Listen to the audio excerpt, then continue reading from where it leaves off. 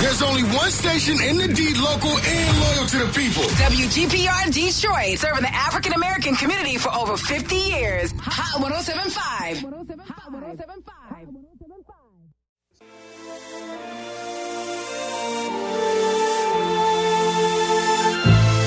What up, though? What up, though? I'm from the land of opportunity, the Motor City.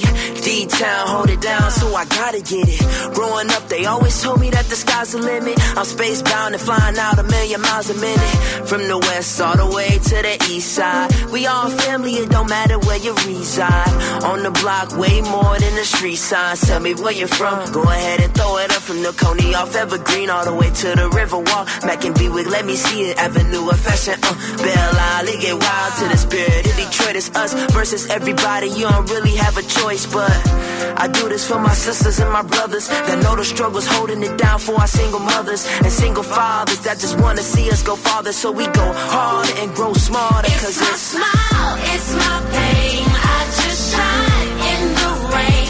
When the odds stacking up, I get down in the mud. It's the spirit, it's the joy. You can tell I'm from Detroit. I look around, I got D-Town with me, and I stay so rooted in my city. Detroit for life. It's the first Sunday of the month, and you know what that means? It's time for Detroit for Life, the radio show that allows you to tap into opportunities offered by the city, all because you live in Detroit. Welcome to Detroit for Life. Here are your hosts, Vicki Thomas and Dodie Johnson. Good morning, good morning. You're on WGPR, Hot 107.5. This is Dodie Johnson. And when you hear my voice and I throw it to the wonderful Vicki Thomas, you know it is the first Sunday of the month. And this is Detroit for Life. What's going on, Vic? Hey, it's Labor Day weekend and getting ready to do some grilling later on today and walk in the Labor Day parade tomorrow with the mayor. So it's a great weekend and love being here to share with the audience, Dodie, all the great things that we're doing in Detroit, a lot of the programs that we put together for our residents to take advantage of. So today on the program, we're going to be talking with Rico Razzo. He's the Chief of Home Repair and Neighborhood Services for Housing and Revitalization. And we also have Detroit City Council President Pro Tem James Tate. It is the kickoff today of Suicide Prevention Month. Council President Pro Tem Tate has a very special program that he's already launched called the Protect Your Crown campaign, and we'll be talking about that and letting you know how you can tap in and take the survey. We also will be talking about our Detroit for Life marketing campaign. One of the things that we're promoting right now is the Neighborhood Beautification Program. Tammy Black, a community activist and a recipient of one of those grants, is going to tell us what she's been doing in her neighborhood. Ilya Hardy, who is our creative director for the Detroit for Life marketing campaign, will also be joining Tammy. So we have a great lineup today, Dodie. So you want to hop right on into it? Oh, absolutely. Let's go. The information that we've been giving for the last few months, first Sunday, has been awesome, from the Art in the Alley kind of thing that we're doing, the tax programs that we're talking about, and all of the services, the waste management that's really making a difference, a huge difference in the city. So let's go. All right. Rico Razzo, welcome to the show. Rico is Chief of Home Repair and Neighborhood Services for the City of Detroit's Housing and Revitalization Department. And Rico, you're going to be talking about a couple things today. First of all, let's start with the private sewer repair program, which was announced last week. Tell us, not everybody is eligible, but tell us about the program. Right, and thanks for having me today. I think this is a great opportunity to get the word out on the program. As you guys recall, back in June 25th, 26th of 2021, we had a presidentially declared flooding disaster in the city of Detroit. And everybody was affected across the city of Detroit. Some neighborhoods were affected worse than others. So when we looked at the data from the Great Lakes Water Authority and determined the amount of rainfall, how many houses had claims of water in basement, We ended up with 22 neighborhoods across the city that were eligible for this private sewer repair program. They all fall within District 4, 6, and 7.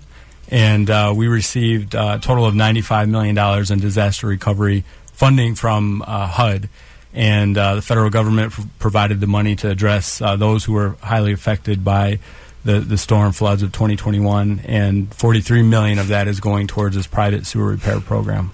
And what kind of difference will this make, do you think, Rico? It's a huge difference. I've been in home repair for almost a decade now with the city of Detroit. We've renovated hundreds of houses, have done probably thousands of home repairs throughout the city. And one of the most costly repairs in any household is the sewer line. So if you're looking at digging up an entire sewer line that connects from your house all the way to the city's main, it's going to run you about $25,000. Wow. And even partial repairs we've seen cost anywhere from $7,000 to $10,000. And not many people, even people who are well-to-do, have that type of money laying around for a rainy day, repair. So this money is going to affect lives for the better. People are going to deal with less flooding issues, and hopefully we eradicate the flooding issues they're dealing with whenever it rains. But this program is going to go into a household. We're going to camera scope the sewer line, determine what the repair is needed, whether it's a partial, full service line replacement, a clean out, replace and repair the gutters and downspouts on a house to make sure that water is running away from the house. But this is a great program, and a lot of people are really going to be able to take advantage of it. And given, it seems like the unpredictability of our weather patterns lately, this is going to be huge for some homeowners. And how many homeowners do you think will be able to take advantage of the program? So we're looking to help service 1,500 households throughout the 3 districts and the 22 neighborhoods that are currently eligible for the program.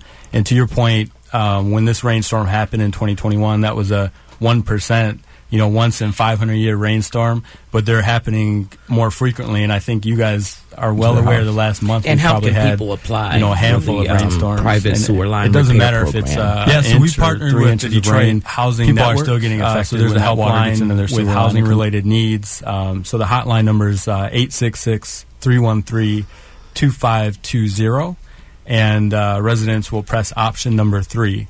And it'll take them to the private sewer repair program where they can talk to a live representative and do the pre-screen application over the phone.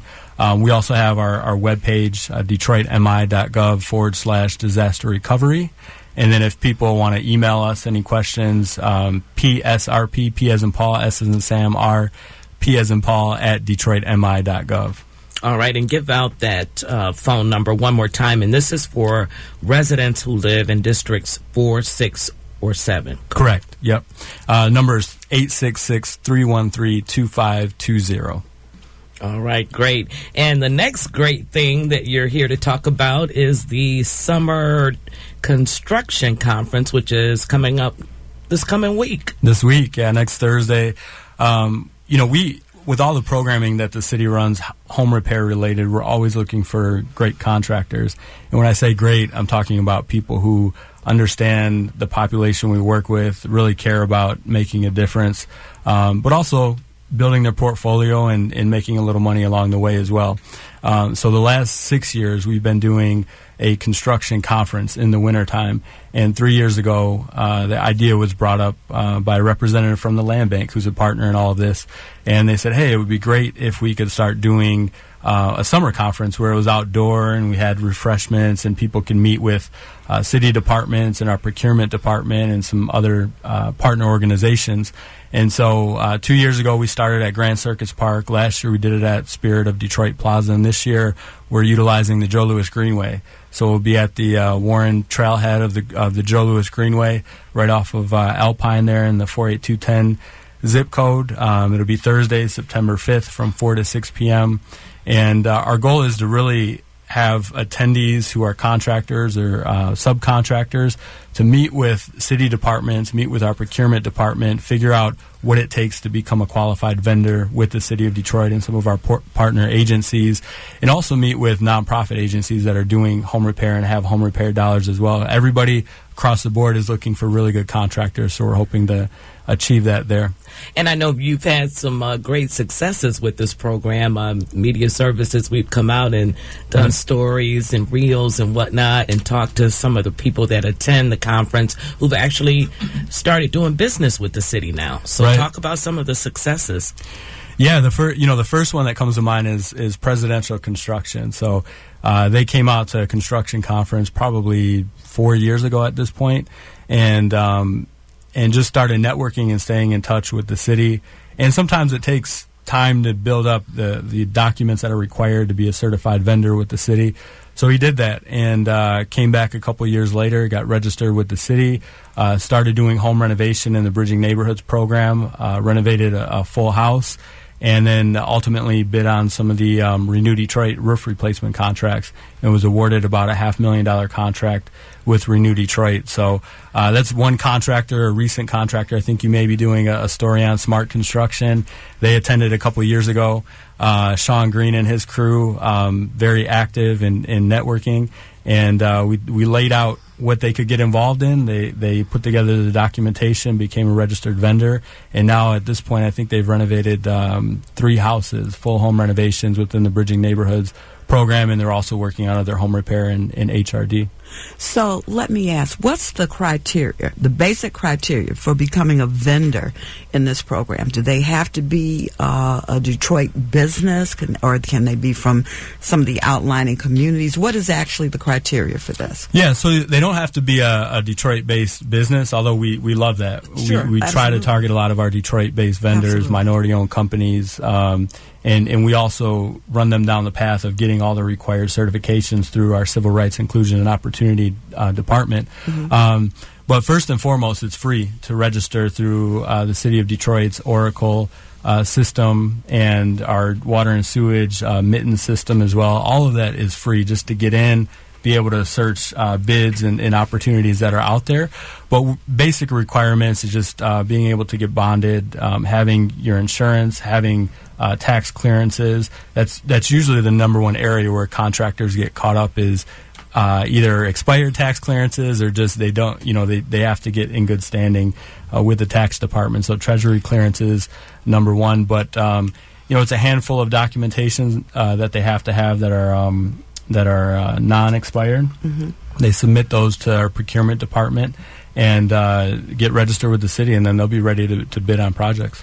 And there's assistance for them. I mean, they don't have Correct. to go it alone to try to figure out what's next and what do I need to do. There's Correct. somebody to guide you through the whole process. Our procurement department, under the leadership of Sandra Stahl and Tony Limit over there, they're wonderful with hands-on help for any contractor that just needs that hand-holding throughout the entire process, or the contractor that has everything already ready to go and they just submit it and they're in the system. I mean, when I talk about Presidential Construction, at the time I think they had a home address as their business, and he didn't have all of his documentation together. They were able to work through the process, get everything in order, and get him in. And now he's, several contracts awarded later.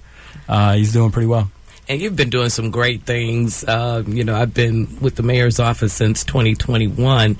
And, Bridging Neighborhoods. You've done some great work. Talk about what you get out of this. What do you get out of this, Rico? Yeah, it's been a ride for sure. The last 11 years, I know we have Pro Tem Tate here, so we definitely appreciate City Council and their support over the years. I know Pro Tem Tate has seen me come through council probably several hundred times at this point. But when you're sometimes that can be painful. Well, I love it. With the mutual dialogue that we have and questions we answer is always worthwhile. But when you talk about the city and a lot of focus on downtown and that neighborhood versus downtown discussion, and you look at what we've been able to do in terms of renovating 110 houses today, doing several thousand home repairs. I think this year alone, HRD is going to be somewhere around 2,000 home repairs through roof replacements, lead hazard reduction, and just your basic our sewer line replacement program is probably going to do several hundred before the end of the year. And so when you're able to use these dollars in the right way to put them in the hands of residents to fix up their houses so that they can live a little bit more comfortably, there's no greater feeling than that. I mean, we all signed up to serve the citizens of the city, and that's what we wake up to do every single day. And I'm glad to work with colleagues that have that same mindset, because there's some people that just look at it as a job, but we all look at it as more than a job. It's to serve the people of the city of Detroit. Yeah, exactly. And the Renewed Detroit is an amazing program. That's one of the programs that we stood up with the American Rescue Act Plan dollars that came from the federal government. And that program, I think, is one of the most amazing programs I've ever heard of, because it's so important. A roof replacement. Right. I mean, it's a matter of like saving your home, the foundation of your home. And a lot of people on fixed incomes can't afford, a new roof. So talk about the impact that program has had. Yeah, and everybody knows since COVID hit, the cost of doing any home repair has gone through the roof in some cases. No pun intended. No pun intended. Right?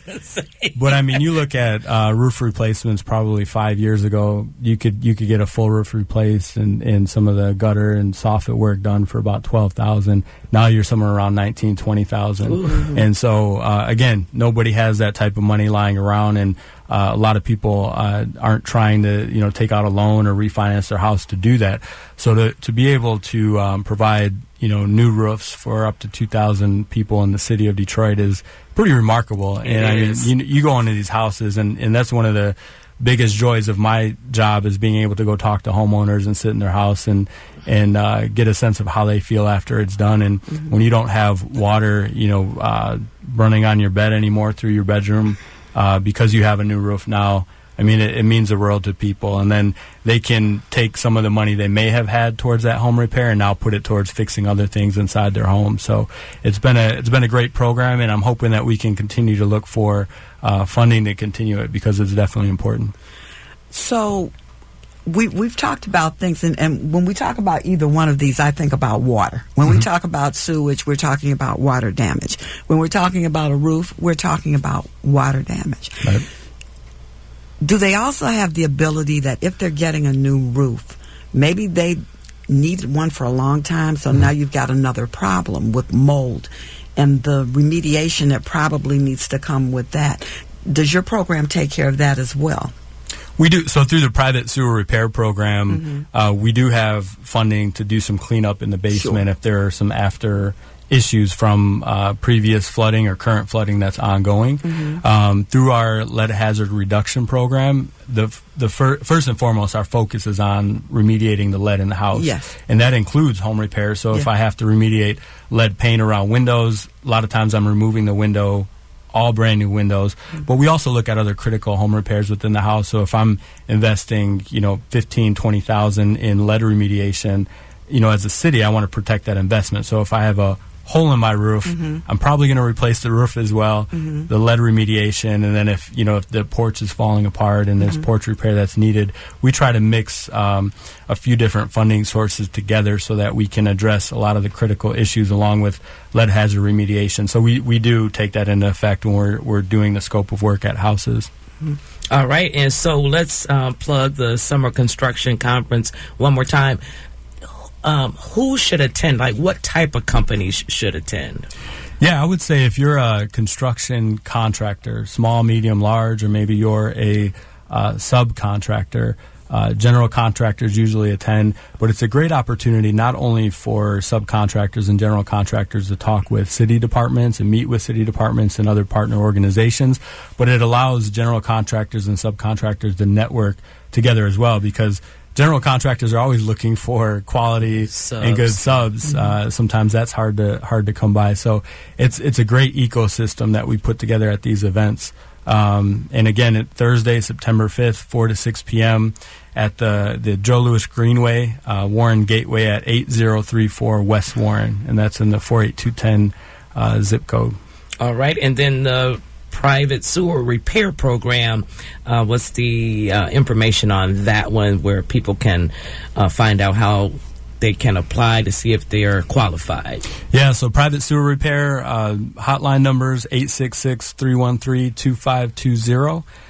They could also go to the website, detroitmi.gov/disaster recovery, or shoot us an email at psrp@detroitmi.gov. All right, Rico Razzo, thank you so much for being on the program with us today. And what are you doing for Labor Day? Well, I got to get to church. I might be a little late. I got church in 10 minutes. But no, I'll be walking in the Labor Day parade. That's always an important time. My father was a pipe fitter, plumber, so I definitely grew up in a union household. And that's, it's important to me. But also have a couple people at the house for a barbecue. All right. Well, great. Enjoy the rest of your weekend, and we certainly appreciate you taking time out to join us. Thanks for having me. All right. Rico Razzo, Chief of Home Repair and Neighborhood Services for the City of Detroit's Housing and Revitalization Department. And we will be talking with City Council President Pro Tem James Tate when we come back.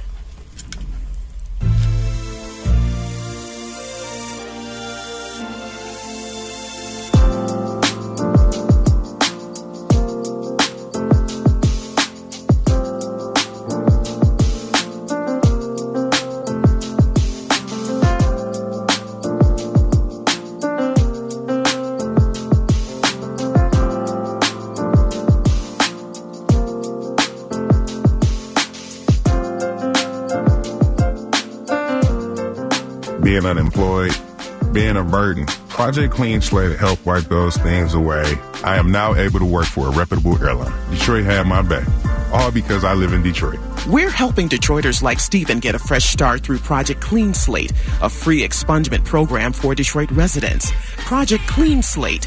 Reclaim your life. Visit DetroitMI.gov/Detroit for life.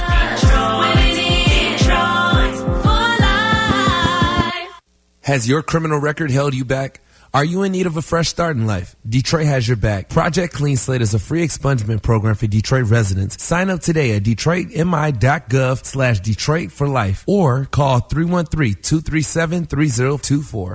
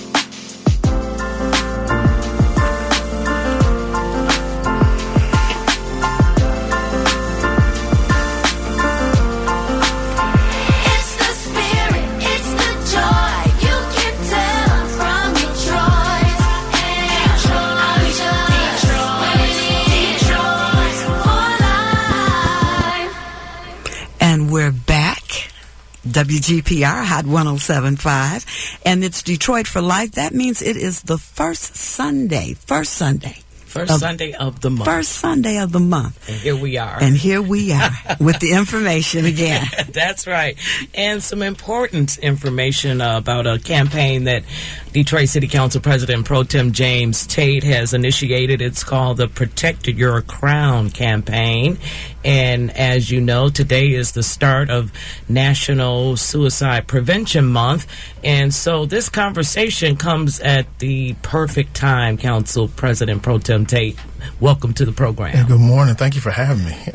Thank you all for this, all this information that you all provide folks every month. We have residents in the city of Detroit who says that they don't know about programming that we have. They don't know if the city of Detroit is doing anything. This is a great opportunity for folks to learn it in a very passive way. You don't have to go online and search and go to this link. So, again, thank you so much for having me. But even more so, thank you for having this great information and impactful information for the residents. All right. Well, thank you for taking time out on your Sunday as well and being here to share the information that you have.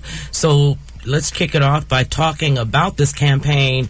How did you come up with it? What gave you the idea for it? And what's the intent behind it? And so it's called Protect Your Crown, and we often say protect your crown and all the way down, because what you do and what you consume in your body and the movement of your body also affects your mental health as well. But it came about, really, it was something that's been in gestation, for a number of years. I, along with others, we are on a mental health journey, and some things you see, some things you don't see in folks. And so I have been dealing with anxiety, this issue of being a perfectionist, and constant feeling of failure, even when you're number one. Dealing with that, and it has affected my mental health as well. But it started to affect my physical health in addition to that. And so I've never had a problem talking about this with children. So whether I'm going to a school reading to kids, or career day, I'm always talking about mental health, and even the fact that there's some things that I can't necessarily remove from myself that I've been trying to do over a number of years. Even as they introduce me as I come into the room and they clap for me, I'm still someone who's going through something that can't necessarily alleviate it. And so if I'm like that, then young person, 12 years old, 10 years old, understand that, your life is a journey along the way, and there's some things that you won't be able to remove. But this is a time now that I'm able to feel more comfortable talking to adults about it, because grown folks will weaponize anything that they think is a weakness of yours. But I feel which is sad, really. It is very sad, but it's unfortunately human nature. I mean, we even see that in the presidential race. I'll talk about that to another audience at another time. But this is unfortunately how society has treated folks who have said that I need help, and I want to reverse that. And we've seen the numbers in the city of Detroit, just the numbers of suicide-related calls, mental health-related calls. And as of July 30th of last month, and that's the last batch of numbers that I have before me, there were more than 10,000 calls for service for mental health related runs. Wow. Now, again, putting a point on this month in terms of suicide, more than 1,000 of those were calls for service of suicide in progress. So we're talking about 1,000 people. And it is it's such a quiet thing that we don't talk about, because there's some level of shame and some level of, keeping it behind closed doors. All of this needs to be out in the open, and I believe that this is our opportunity from the city standpoint to make sure that it's safe for people to feel that way and understand that we're here. But there's much more that we want to do than just talk about mental health. We have a survey as well. All right. And talk about the survey. How can people take the survey, and what kind of questions are being asked during this? In fact, I took the survey myself. Yeah. So there's no pass or fail on the survey. I want to let people know. And it is 19 questions. They are personal, because we are asking about your mental health situation and your journey along the way. 19 confidential questions. We don't want to know who you are. We just have a question on there about your zip code, because we want to know what's going on in the various parts of the city of Detroit. And so we are seeking 5,000 responses from Detroiters. We're doing pretty well. We want to continue to increase those numbers. And we're asking for folks to participate. You just go online, you go to Google, and you type in Protect Your Crown Detroit. And that very first link is going to take you to that survey. Protect Your Crown Detroit. Protect Your Crown Detroit. And the responses that we get from this survey is really going to be a blueprint for us in the city, because I'm the ambassador of Protect Your Crown. I came up with it. It's really a partnership all around with the city, and we are working very closely with the health department. The responses that we receive from these surveys, these 5,000 or plus surveys, is going to help us identify the resources that are needed to help our Detroiters. So, the old saying, help us help you, that's really what this is. It's not the city saying, this is what we're going to do. It's, for the first time ever, the city is now doing a citywide assessment of the state of mental health with the residents of the city of Detroit. I'm proud to be able to usher that in with my partners. Yeah, you should be. And I think, the whole stigma of just talking about mental health and mental health issues. I think things have gotten better, but I think especially in the black community, it's always been such a hush-hush kind of thing. I mean, in my family, I had a sister who, God rest her soul, who suffered from mental health issues, and luckily was able to get the care that she needed, and ended up getting married and moving to North Carolina, and had a great life until she passed away. But even in her younger years, and being her sister and loving her, but not knowing what to do, especially when she had an episode, it was really something. Yeah, and that's part of what this Protect Your Crown campaign is to do, and it's a campaign, but it's for advocacy, but information as well. There's so many people who have absolutely no idea how to help their relative, help themselves, and so we are working on providing just some of those tools. Everything does not apply to everybody, right? When you're in the moment and you're trying to calm yourself, for some people, it is, I got to go take a walk, and I can get away. Some, a walk won't help. It's just going to make me think even more. What I have to do is now breathing techniques. Breathe in 3 seconds, breathe out 5, right? It's all those things that we're walking residents through. And whoever else want to join us on this journey, we want to make sure that we're providing realistic tools. Sometimes just a sight and a smell can trigger you. Positively or negatively. So we have to be very cognizant of that. And many folks don't realize that, while therapy or mental health treatments may have a cost to it and may be expensive, in many situations, if you're working, your health insurance pay for it up to a certain amount, right? So we're trying to educate folks on how to actually not get stuck in that state that you're in, and how do you help someone else who feels like, or you observe who you may feel is going through a journey that they can't necessarily navigate by themselves, because we shouldn't be going through this by ourselves. Right.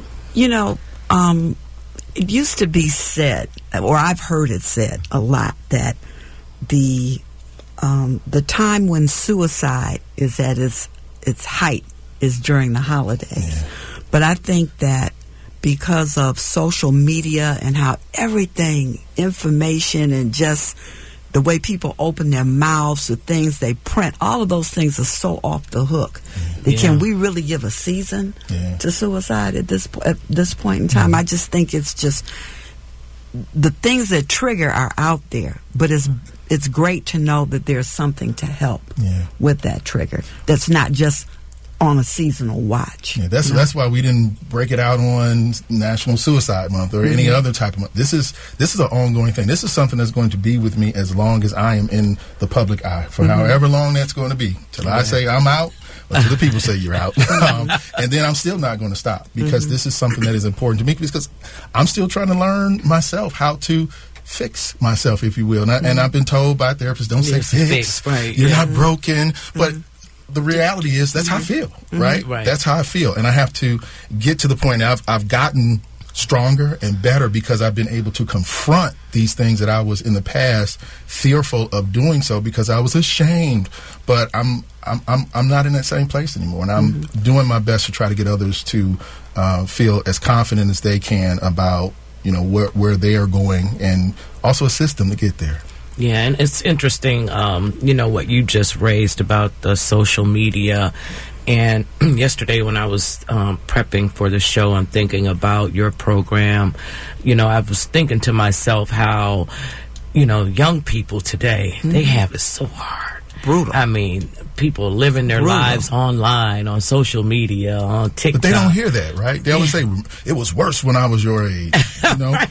And that just makes it even worse for them. Right, exactly. But, I mean, it's just so out there and in your face, and the shaming that happens, being targeted online, and, I think that, and not feeling worthy, because you look at all, and we know we post the best of everything, when we're posting about ourselves, we're not posting the bad and the ugly, we're posting the great, and you look at this and you're like, well, why isn't my life like this? And you know what I mean? So I think it's so many different variables that can play into the mental health of our young people that I really want to applaud you for taking this on. I know it's personal, and I know it's got to be a passion of yours to want to reach out and help others. And so I mean, what do you think about just the young people and what they have to deal with, and how important this initiative will be for them. So I'm glad you talked about social media because it is really what rules the day now. You know, most folks get their information from correct or incorrect. Media, correct or incorrect, right? And so you have people who are out there who know this, so they put out bad information. They know that the megaphone is much larger than it used to be back in the day. I mean, when we had fights, let's just talk about a schoolyard fight. Right. Schoolyard fight back in my day. I'll be 50 this year. If the fight happened, people say, ooh, and they left. Right. And maybe you made up the next day, maybe you didn't. You don't even have that space to do that anymore because you're constantly seeing, because everyone has that cell phone. They're watching that fight, and they're recording that fight. That fight now, whether you win or lose, is going to be all everywhere, all the time. And if you are the one who, quote unquote, lost the fight, now it's, so now what are you going to do? If you're the one who won, now you have to get this. Now you have this reputation. I've got to continue to uphold and be the tough guy, right? So, mental health. I think we've got to. It's meant.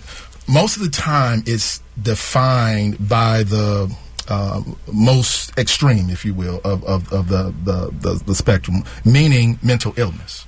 When we talk about mental health, it's typically about mental illness. Mental health is something that you always have to take account of and care of. You don't have to wait until you get to your lowest point, right? There's a maintenance process along the way. When you feel that something is not going right, when you see that you're responding differently, when you see your partner or a family member responding differently, there's nothing wrong with either taking account of the situation at that moment or reaching out to someone who has some letters behind their name who can help you go through that in terms of therapy. And you know, we are living in a microwave society. We talk about that right now. And we want immediate results. Well, if it took you 5-10 years to finally go get the assistance that you need, it's going to take some time because that stuff is really deep-seated inside of your psyche, inside of your situation. So it's going to take some time. And then on the flip side, when you do have a therapist, if you're not gelling and it took a while, go find another one. That you have options. You are in control, and we have to continue to empower each and every individual to take the steps that they need to address their own personal mental health journey and situation. And then the other thing I think you have to break through is having people being able to open up about the state of their mental health too. And I would hope that this helps. You know, it's not easy being vulnerable, right? And telling people about how you have gone through this. And I still, next week this week we're on recess for those who don't know. And we go right back at the city council table on Tuesday. And who knows, somebody may say something about me, but at this point, I don't care. I look at how many people who may be able to find goodness out of this as opposed to those who are constantly trying to find the worst and weaponize things. All right. And one thing that I learned as a result of finding out about this campaign is that you have a hidden talent, too. Well, maybe not so hidden now, but you've actually produced a song, a rap, that goes along with this campaign. And so we want to give people a taste of that song right now. Give me a spin. You like strings? All right. And it's called Protect Your Crown, right? Protect Your Crown and all the way down. Protect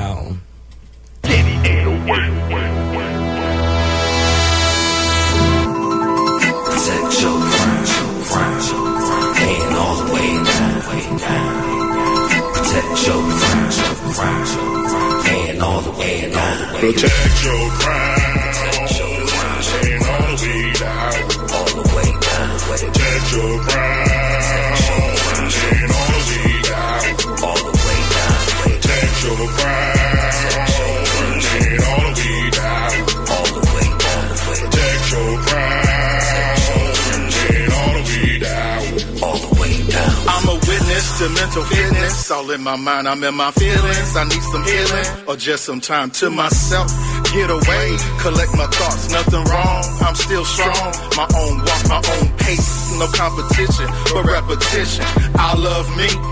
I don't need permission. The point of the whole mission is for me to keep my vision and my goals and my dreams. Sometimes I need a team to take the things I've seen and break them down for me and help me better see how I can get to be from the right now me to the better plus me. A breakthrough is coming. I can feel it in my soul. I can feel it in my heart. But first I gotta start to recognize, identify emotions inside. I realize that I'm a prize and there ain't nothing to hide. I realize that I'm a prize and there ain't nothing to hide. Protect your crown. Ain't all the way down. All the way down. Protect your crown. Ain't all the way down. All the way down. Protect your crown. Ain't all the way down. All the way down. Protect your crown. Ain't all the way down. All the way down. Protect your crown. Ain't all the way down. Protect your crown. Ain't all the way down. Protect your crown. Ain't all the way down. Protect your crown. Ain't all the way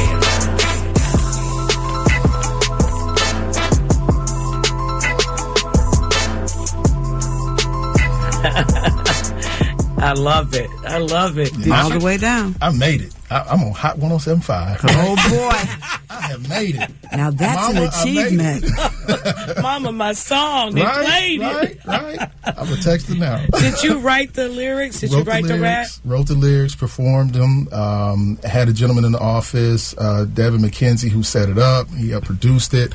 Had a gentleman by the name of Stretch Money. He also says, "Oh, you know Stretch. Mm-hmm. Stretch is a bad man." Is that the other voice I hear? That's the other voice you hear in the very beginning. But that's what it's about. It's a collaboration, and every one of us in the room has a story to tell, right? And we don't always look like what we've been through or what we're going through. Right. And so it really, everyone who hears the song, younger people are a little different because they like different kind of raps. But I love them. But when I think everyone who hears it hears something that they can find that matches what they've gone through in some respect. So thank you for playing it. Thank you for recognizing it. You need a video for that. That'll go viral. Okay. Because it's visual. They can see it in the phone. So. All right, team, you hear that? I saw the video in my mind as I was listening to it. Right. So, how much your services? No. Okay, all right. We'll talk afterwards. Yeah, I think one of the things that stuck out is when you said a breakthrough is coming. I can feel it. Feel it in my soul. I can feel it in my heart. And that's the thing. You always have to have this sense of anticipation that it's coming. I just got to continue to do the work. I've got to do the work because it's not just going to happen. Because if it was just going to happen, it would have. Can't give up. Nope, you can't give up. Right, and I mean the fact that you're in the public eye.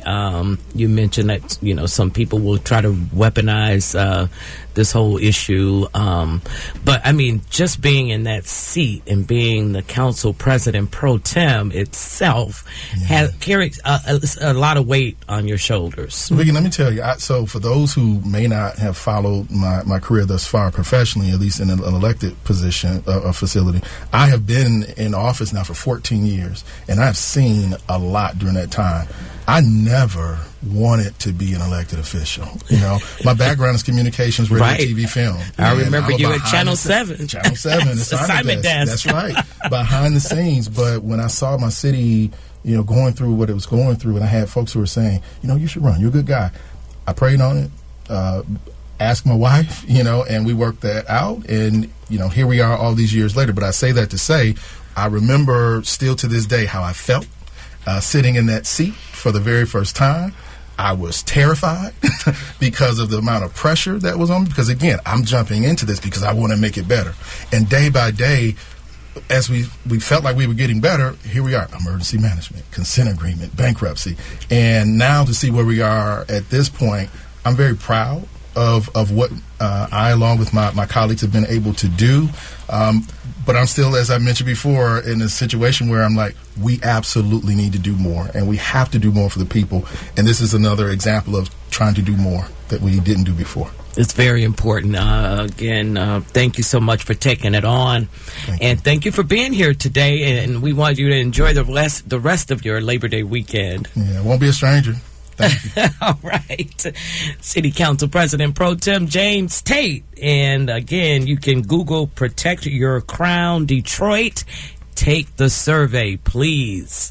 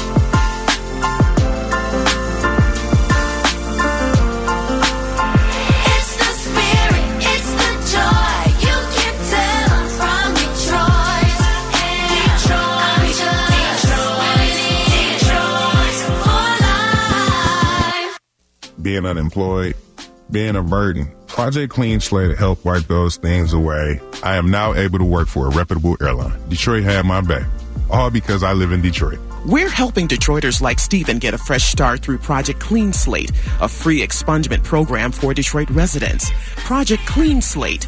Reclaim your life. Visit DetroitMI.gov/Detroit for life.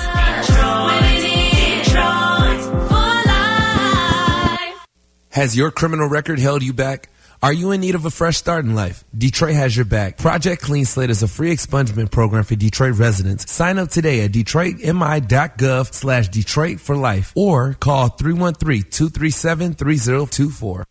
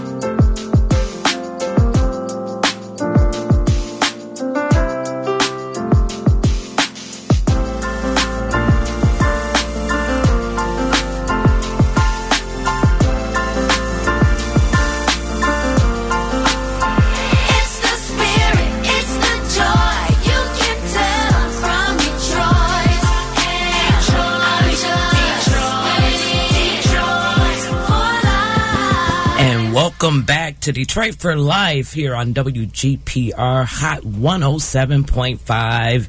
And we have in the studio live with us right now, Miss Tammy Black. She's a community activist and one of the recipients of the Neighborhood Beautification Grants.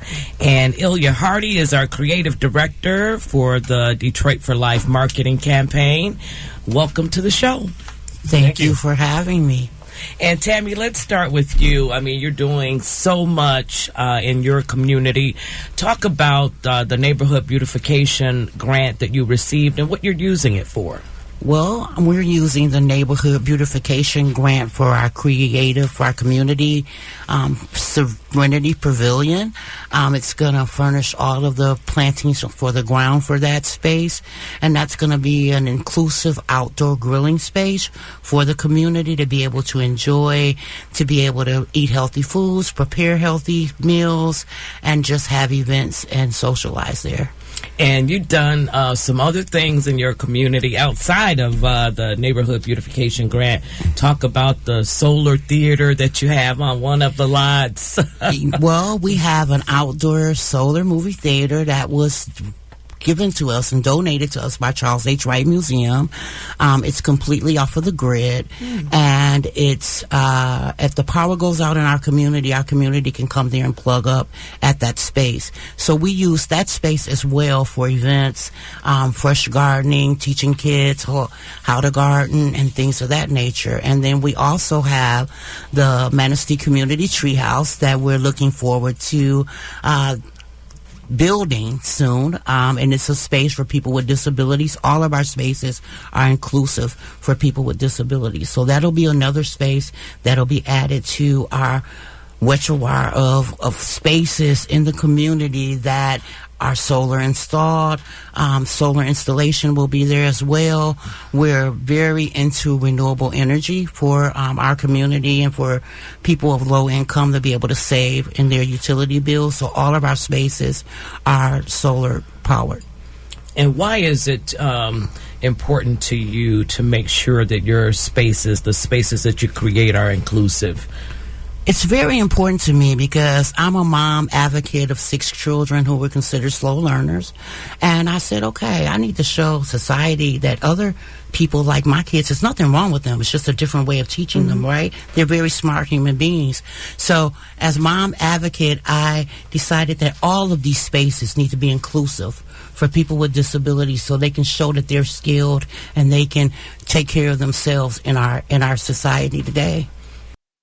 And the pavilion is that's the one that's the outdoor that's cooking the and outdoor grilling and cooking. That's where the beautification grant will be used, and we are so excited to get that grant. That was a blighted space that we brought back. The pavilion is beautiful. Once we debut it, I want the city of Detroit to come out and see the space, enjoy the space with us as well. And what do you think this program will do for not just your community, but communities across the city? This program will help community members and community block clubs and organizations to bring Black blighted areas and do some of the things that they visualize in their community. We are the community. We know what we want. We know what we need. And they can take these spaces and turn them to any of their ideas that they have and their community have for well-being in their community.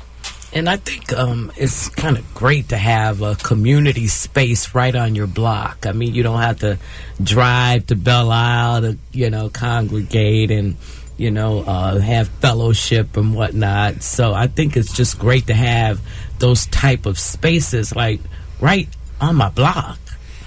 It is so awesome to come out of your door. Birds are chirping, little bunny rabbits are running around, and you just smell all the beautiful flowers, or you see all the beautiful spaces. Like Councilman Tate was talking, mental health is a lot to, help people to bring out their well-being, right? Yeah. And when you can come out of your door and see spaces like that, you're like, woosah. Uplifting. Uplifting, yes. Yeah, right. Yeah. Ilya, talk about the Detroit for Life campaign. We've got Tammy featured on billboards all over the city and radio ads and print ads on social media. You will see Tammy arms wide open in one of her great spaces with beautiful flowers. Talk about just how you go about selecting someone to feature and how Tammy figures into all of this, because I think Tammy is such an awesome spokesperson for our neighborhood beautification program. She really embraced the program. And I think that was part of why she was so highly recommended. That Tammy had the way of what most people probably want for their community, as well as not only for their community but as their backyard. She did it, and she's got 3 or 4 lots that she's really renovating, turning it into something special, whether it be community gardens, health and well-being for your personal life, just bringing people together, but bringing them together in a way that it's safe, comfortable, and all of that. And those stories really came from, I really have to tip my hat to the departments that really helped out on this. So HRD, which is the Housing Revitalization Department, all the way from Detroit Promise to Detroit at Work, they have a great staff. They know their not consumers, but the residents. They know those who are taking advantage of the programs, and they really offered us a wealth of information, great candidate pool. And honestly, Tammy obviously spoke out just because she's been out in the market already touting her solar and passion. So she was a big fit. She was a great fit. Yes. And then talk about just the whole Detroit for Life marketing campaign. I think we've worked well together. And I know for me, as Rico Razzo was saying earlier, it's more than a job. It's almost like a mission or passion, a calling, right? To be able to assist residents and let them know about these great opportunities and shining the light on people in our city doing great things like Tammy. You know, when you know people are saying, "Oh, nothing's happening in Detroit." Oh, yeah, a lot's happening, and we're here to prove that a lot is happening and show people that a lot is happening. Yeah. It's been eye-opening for me, so I do appreciate the opportunity to, tell these stories or bring out these stories to the public, because everything that's being done is done for the residents. It's done for Detroiters. The government funds that we receive for the city has done wonders, and I think for the city of Detroit, how they comprise all of those monies to help every Detroiter, every resident Detroiter, a path to improving your life, improving the way you live, and making sure it's a safe, wonderful city to live in. And I think a lot of the pieces that we're doing is not just informing, but it's also letting people know that we are Detroit for life. And if you've lived and moved out, come back. It's changed. It really has, and it's awe-inspiring to see. And how can people find out about all the different programs that we have to offer for residents? Yeah, it's simple. You go to DetroitMI.gov/Detroit for Life. Go to our webpage or just, Google Detroit for Life, and you'll see us. We'll pop up the first thing, and then you can click on it.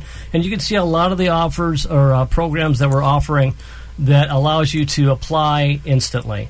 And if you need information, there's always a phone number you can call. All right, and then some of the programs are at capacity. Renew Detroit is one of them, which is the roof repair or replacement program, down payment assistance. Possibly, there might be more monies coming, but right now at capacity. But neighborhood beautification. Hey, you can take advantage of that for your community. Yeah. And when is the application process open for? This November. It opens in November, so you'll be able to apply for the next round of neighborhood beautification grants. Again, that's DetroitMI.gov/Detroit for Life. And Tammy, yes, anything else you want to say before we wrap it up? I would like to say that I am definitely Detroit for Life, and we in the community are grassroots organizations. We're working hard to make sure that our people in our communities are heard and the spaces that they want to enjoy, that we create them. So I'm very excited about this grant. I'm very excited about other organizations and nonprofits taking advantage of these grants.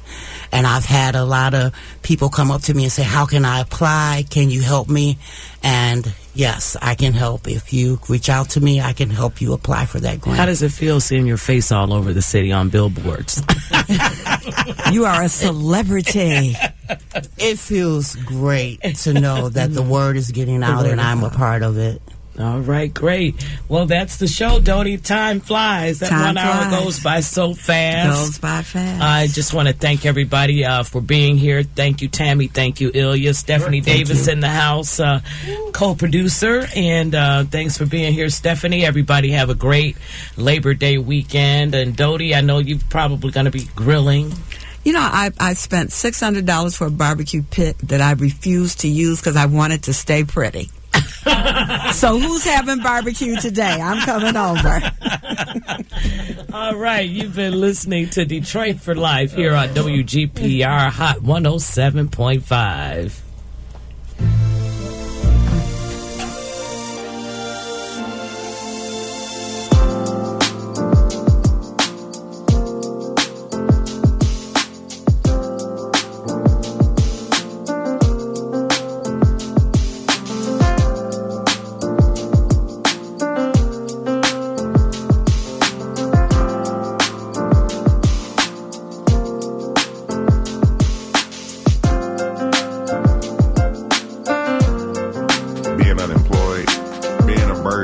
Project Clean Slate helped wipe those things away. I am now able to work for a reputable airline. Detroit had my back, all because I live in Detroit. We're helping Detroiters like Stephen get a fresh start through Project Clean Slate, a free expungement program for Detroit residents. Project Clean Slate. Reclaim your life. Visit DetroitMI.gov/Detroit for Life.